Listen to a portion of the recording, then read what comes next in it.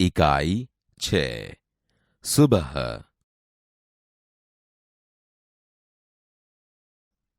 बाल दोस्तों, आपने कई सारी कहानियां सुनी होगी। आज हम एक ऐसा प्रसंग सुनेंगे जो आप सबको जीने का जज्बा देगा। एक लड़की की हिम्मत कैसे अपनी विकलांगता को हावी होने से बचाती है। तो चलो सुनना है ना। प्रसंग कथा। सुबह सुबह रेशमा ने देखा कि घर के सभी लोग सफाई में व्यस्त हैं। कोई सामान झाड़ रहा है तो कोई मकड़ी के जाले उतार रहा है। रेशमा ने सोचा, जरूर आज कोई खास बात है। मां, आज कोई खास बात है? सब इतनी सुबह उठकर घर की सफाई में जुटे हैं। रेशमा ने उत्सुकता से पूछा। हां बेटिया रानी, त्योहार के दिन हैं। भूल गई क्या? पहले से ही साफ सफाई हो जाए तो अच्छी तरह त्योहार का आनंद ले पाएंगे। मां ने प्यार से रेशमा के गाल को सहलाते हुए कहा। ओह, मैं तो एकदम भुलक्कड़ हो गई हूं। पर मां, आपने मुझे तो कोई काम सौंपा ही नहीं। मैं क्या करूं? बताओ मां। अच्छा, चलो पहले नहा धोकर तैयार हो जाओ, फिर बताऊंगी। बहुत से काम हैं। मैं भी आपकी मदद करना चाहती हूं, मां ने कहा। रेशमा ने रुआंसे स्वर में कहा। मदद तो मैं जरूर लूंगी। मैंने तुम्हारे लिए कई काम सोच रखे हैं। नहा धोकर नाश्ता कर लो, फिर बताऊंगी। कहते कहते मां ने उसकी पहिए वाली कुर्सी पर बैठा दिया। रेशमा ने अपने पहिए वाली कुर्सी को धीरे धीरे धकेला और अपने दैनिक कार्यों में लग गई। रेशमा जब 5 साल की थी, तभी से उसके दोनों पैर काम नहीं करते थे। उसे बहुत तेज बुखार हुआ और घुटनों से नीचे दोनों पांव एकदम बेजान हो गए। बहुत इलाज करवाया, पर रेशमा के पांवों में जान नहीं आई। उसे पोलियो हो गया था। रेशमा बहुत हिम्मत वाली लड़की थी। शुरू शुरू में उसे जरूर दूसरों की सहायता लेनी पड़ी, परंतु अब 11 साल की उम्र में वह अपने सारे काम स्वयं करती है। वह अपने परिवार पर अपने काम के लिए निर्भर नहीं रहना चाहती। परिवार के सभी सदस्य, पिताजी, छोटा भाई गोलू, दादी जी, दादाजी, सभी उसे बहुत प्यार करते हैं। वह सबकी आंखों का तारा है। मां ने रसोई घर में सारे बर्तन, डिब्बे, बोतलें नीचे उतार कर साफ कर दिए थे। उन्होंने रेशमा को आवाज दी।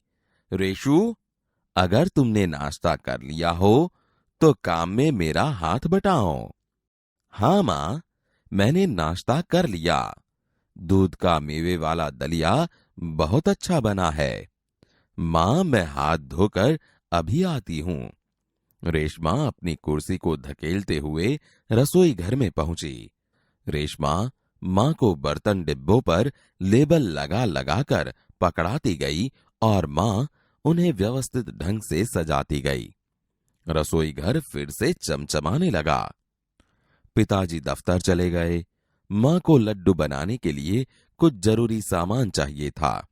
गोलू तो बहुत छोटा है। दादी जी, दादाजी बहुत बुजुर्ग हैं। अब सामान लाए कौन? मां परेशान थी। रेशमा ने कहा, सामान मैं ले आऊंगी। बस आप मुझे सामान की लिस्ट और एक थैला दे दीजिए। तुम ले आओगी अकेली? मां ने पूछा। हां मां, एक बार पहले भी तो लाई थी। रेशमा की आवाज में दृढ़ता थी। तो ठीक है, तुम ही ले आओ, लेकिन ध्यान से जाना, सारा सामान नुक्कड़ वाली दुकान से ही मिल जाएगा। थोड़ी देर बाद रेशमा सारा सामान लेकर लौटी। उसने गोलू को आवाज दी। गोलू, ये लो, तुम्हारे लिए टॉफी लाई हूं। गोलू टॉफी पाकर खुशी से उछलने लगा। कुछ ही दिन बीते थे। एक दिन शाम को रेशमा का घर दियों के झिलमिल प्रकाश से जगमगाने लगा। पूरा मोहल्ला जगमगा रहा था। जहां रोशनी ही रोशनी थी। क्या जमीन, क्या आसमान। दादी जी ने बताया कि दीपावली अंधेरे पर उजाले की जीत का त्योहार है। बुराई पर अच्छाई और असत्य पर सत्य की सदा जीत होती है। इस दिन रावण को पराजित कर राम अयोध्या लौटे थे। उसी खुशी में यह त्योहार मनाया जाता है। रेशमा और गोलू बड़े ध्यान से दादी जी की बातें सुन रहे थे। कुछ देर बाद सबने मिलकर पूजा की और प्रसाद खाया। गोलू अपने दोस्तों के साथ पटाखे छुड़ाने में मग्न हो गया। रेशमा अपने दादा दादी के साथ फुलझड़ियां जला रही थी। इतने में रेशमा ने देखा कि गोलू ने जिस पटाखे को बुझा हुआ समझकर छोड़ दिया था, उसमें चिंगारियां निकलने लगी हैं। गोलू की पीठ पटाखे की तरफ थी। रेशमा चिल्लाई, गोलू गोलू बचो, तुम्हारे पीछे पटाखा है। पटाखों के शोर में रेशमा की आवाज दब गई। सबसे पहले रेशमा जल्दी जल्दी कुर्सी को धकेलती गोलू के पास जा पहुंची। उसने गोलू को जोर से धक्का दिया और खुद आगे निकल गई। अपनी कुर्सी की गति के कारण धड़ाम जोर का धमाका हुआ। रेशमा की फुर्ती ने गोलू को जलने से बचा लिया। गोलू को कुछ समझ न आया कि उसे धक्का किसने दिया और क्यों। धमाके की आवाज सुनकर मां पिताजी भी बाहर दौड़े चले आए। कुर्सी रेशमा के ऊपर थी और रेशमा नीचे। पिताजी ने कुर्सी सीधी की और रेशमा को उस पर बैठा दिया। मां भयभीत थी। बोली, कहीं चोट तो नहीं लगी रेशु? रेशमा ने उन्हें सारी बात बताई।